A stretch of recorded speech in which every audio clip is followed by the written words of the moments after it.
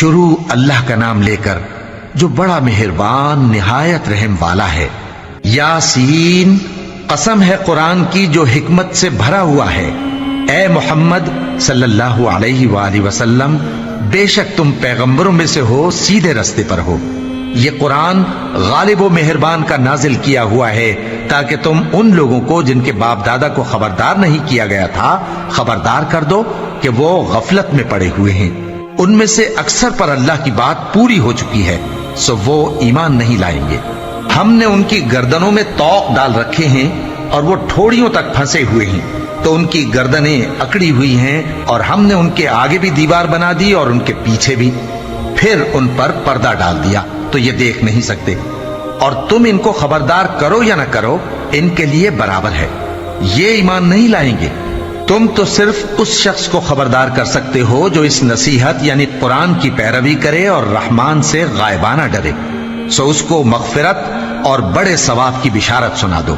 بے شک ہم مردوں کو زندہ کریں گے، اور جو کچھ وہ آگے بھیج چکے اور جو ان کے نشان پیچھے رہ گئے ہم ان کو قلم بند کر لیتے ہیں، اور ہر چیز کو ہم نے کتاب روشن یعنی لوح محفوظ میں لکھ رکھا ہے۔ اور ان سے گاؤں والوں کا قصہ بیان کرو جب ان کے پاس پیغمبر آئے، یعنی جب ہم نے ان کی طرف 2 پیغمبر بھیجے تو انہوں نے ان کو جھٹلایا، پھر ہم نے تیسرے سے تقویت دی تو انہوں نے کہا کہ ہم تمہاری طرف پیغمبر ہو کر آئے ہیں۔ وہ بولے کہ تم اور کچھ نہیں مگر ہماری طرح کے آدمی ہو، اور رحمان نے کوئی چیز بھی نازل نہیں کی، تم محض جھوٹ بولتے ہو۔ انہوں نے کہا کہ ہمارا پروردگار جانتا ہے کہ ہم تمہاری طرف پیغام دے کر بھیجے گئے ہیں، اور ہمارے ذمے تو صاف صاف پیغام پہنچا دینا ہے اور بس۔ وہ بولے کہ ہم تم کو اپنے لیے منحوس سمجھتے ہیں، اگر تم باز نہ آؤ گے تو ہم تمہیں سنسار کر دیں گے، اور تم کو ہم سے دکھ دینے والا عذاب پہنچے گا۔ السلام علیکم، قرآن کی بات کو غور سے سنیے۔ انہوں نے کہا کہ تمہاری نحوست تمہارے ساتھ ہے، کیا اس لیے کہ تم کو نصیحت کی گئی؟ نہیں، بلکہ تم ایسے لوگ ہو جو حد سے تجاوز کر گئے ہو۔ اور شہر کے پرلے کنارے سے ایک آدمی دوڑتا ہوا آیا، کہنے لگا کہ اے میری قوم، پیغمبروں کے پیچھے چلو، ایسوں کے جو تم سے صلہ نہیں مانگتے اور وہ سیدھے رستے پر ہیں۔ اور میں کیوں اس ذات کی پرستش نہ کروں جس نے مجھے پیدا کیا اور اسی کی طرف تم کو لوٹ کر جانا ہے؟ کیا میں اس کو چھوڑ کر اوروں کو معبود بناؤں کہ اگر رحمان مجھے نقصان پہنچانا چاہے تو ان کی سفارش مجھے کچھ بھی فائدہ نہ دے سکے اور نہ وہ مجھے چھڑا ہی سکیں؟ تب تو میں کھلی گمراہی میں پڑ گیا۔ میں تو تمہارے پروردگار پر ایمان لایا ہوں، سو میری بات سن رکھو۔ حکم ہوا کہ بہشت میں داخل ہو جا۔ بولا کاش میری قوم کو پتا چل جائے کہ میرے رب نے مجھے بخش دیا اور مجھے عزت والوں میں شامل کیا، اور ہم نے اس کے بعد اس کی قوم پر کوئی لشکر نہیں اتارا اور نہ ہم اتارنے والے تھے۔ وہ تو صرف ایک چنگھاڑ تھی، سو وہ اس سے ناگہاں بجھ کر رہ گئے۔ بندوں پر افسوس کہ ان کے پاس جب کوئی پیغمبر آتا تو وہ اس سے تمسخر ضرور کرتے۔ کیا انہوں نے نہیں دیکھا کہ ہم نے ان سے پہلے بہت سے لوگوں کو ہلاک کر دیا تھا؟ اب وہ ان کی طرف لوٹ کر نہیں آئیں گے، اور سب کے سب ہمارے روبرو حاضر کیے جائیں گے۔ اور ایک نشانی ان کے لیے زمین مردہ ہے کہ ہم نے اس کو زندہ کیا اور اس میں سے اناج اگایا، پھر یہ اس میں سے کھاتے ہیں، اور اس میں کھجوروں اور انگوروں کے باغ پیدا کیے اور اس میں چشمے جاری کر دیے تاکہ یہ ان باغوں کے پھل کھائیں، اور ان کے ہاتھوں نے تو ان کو نہیں بنایا، تو پھر کیا یہ شکر نہیں کرتے؟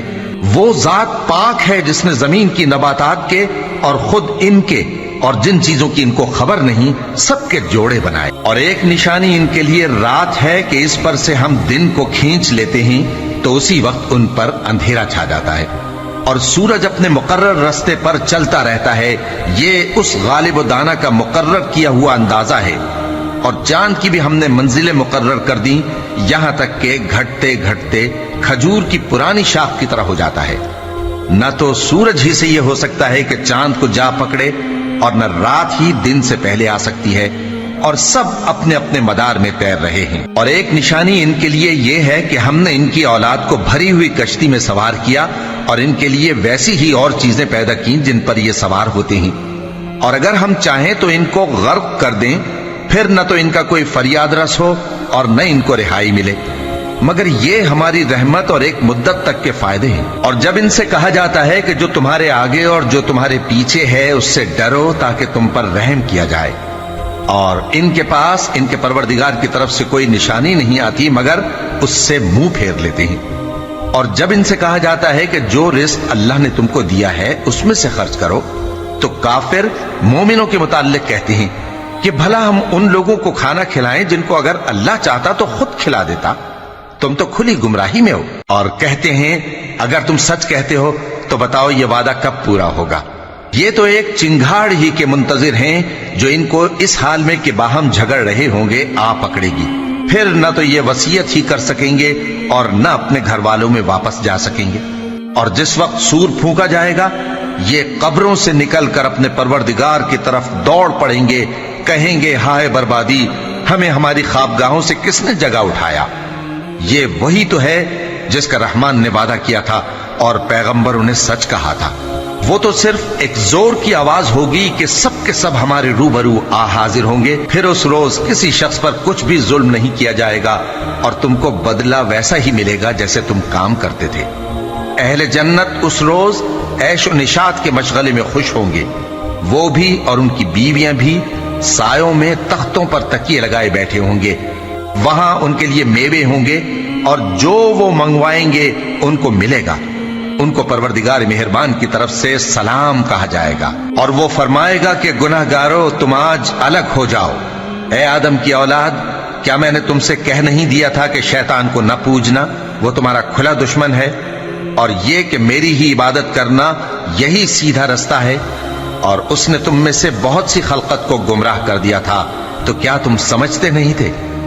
یہی وہ جہنم ہے جس کے تمہیں دھمکی دی جاتی تھی، جو تم کفر کرتے رہے ہو اس کے بدلے آج اس میں داخل ہو جاؤ۔ آج ہم ان کے منہوں پر مہر لگا دیں گے اور جو کچھ یہ کرتے رہے تھے ان کے ہاتھ ہم سے بیان کر دیں گے اور ان کے پاؤں اس کی گواہی دیں گے۔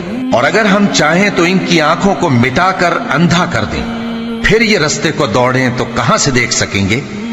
اور اگر ہم چاہیں تو ان کی جگہ پر ان کی صورتیں بدل دیں، پھر وہاں سے وہ نہ آگے جا سکیں اور نہ پیچھے لوٹ سکیں۔ اور جس کو ہم بڑی عمر دیتے ہیں تو اسے تخلیق میں اوندھا دیتے ہیں، یعنی اسے بچپن کی کمزوری والی حالت کی طرف لوٹا دیتے ہیں۔ تو کیا یہ سمجھتے نہیں؟ اور ہم نے ان کو یعنی اپنے پیغمبر صلی اللہ علیہ وآلہ وسلم کو شعر گوئی نہیں سکھائی اور نہ وہ ان کو شایع ہی ہے، یہ تو محض نصیحت ہے اور صاف صاف قرآن ہے، تاکہ اس شخص کو جو زندہ ہو خبردار کرے اور کافروں پر بات پوری ہو جائے۔ کیا انہوں نے نہیں دیکھا کہ جو چیزیں ہم نے اپنے ہاتھوں سے بنائیں ان میں سے ہم نے ان کے لیے مویشی پیدا کر دیے اور یہ ان کے مالک ہیں، اور ان کو ان کے قابو میں کر دیا تو کوئی تو ان میں سے ان کی سواری ہے اور کسی کو یہ کھاتے ہیں، اور ان میں ان کے لیے اور فائدے اور پینے کی چیزیں ہیں، تو کیا یہ شکر نہیں کرتے؟ اور انہوں نے اللہ کے سوا اور معبود بنا لیے ہیں کہ شاید ان سے ان کو مدد پہنچے، مگر وہ ان کی مدد کی ہرگز طاقت نہیں رکھتے، اور وہ ان کی فوج بنا کر حاضر کیے جائیں گے تو ان کی باتیں تمہیں غمناک نہ کر دیں۔ یہ جو کچھ چھپاتے اور جو کچھ ظاہر کرتے ہیں ہمیں سب معلوم ہے۔ کیا انسان نے نہیں دیکھا کہ ہم نے اس کو نطفے سے پیدا کیا، پھر وہ تڑاک پڑاک جھگڑنے لگا اور ہمارے بارے میں مثالیں بیان کرنے لگا اور اپنی پیدائش کو بھول گیا، کہنے لگا کہ جب ہڈیاں بوسیدہ ہو جائیں گی تو ان کو کون زندہ کرے گا؟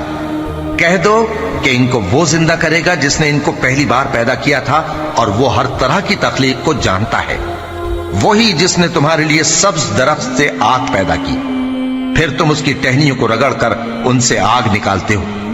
بھلا جس نے آسمانوں اور زمین کو پیدا کیا، کیا وہ اس بات پر قادر نہیں کہ ان کو پھر ویسے ہی پیدا کر دے؟ کیوں نہیں؟ اور وہ تو سب کچھ پیدا کرنے والا کامل علم والا ہے۔